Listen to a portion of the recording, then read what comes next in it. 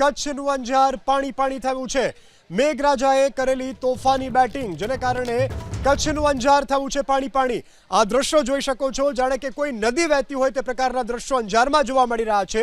પરંતુ આ અંજારનો મુખ્ય માર્ગ છે, અંજારનો એ વિસ્તાર કે જ્યાં લોકોની ચહલ પહલ રહેતી હોય છે, એ વિસ્તારમાં અત્યારે હાલ નદી માફક પાણી વહેતા થયા છે। તો અંજારના દ્રશ્યો વધુ વિગત સાથે સંવાદદાતા હર્ષદ ફોનલાઈનથી જોડાયા છે। હર્ષદ, અંજારના કયા કયા વિસ્તારમાં હાલ કેવી સ્થિતિ, વરસાદ હજુ ચાલુ છે?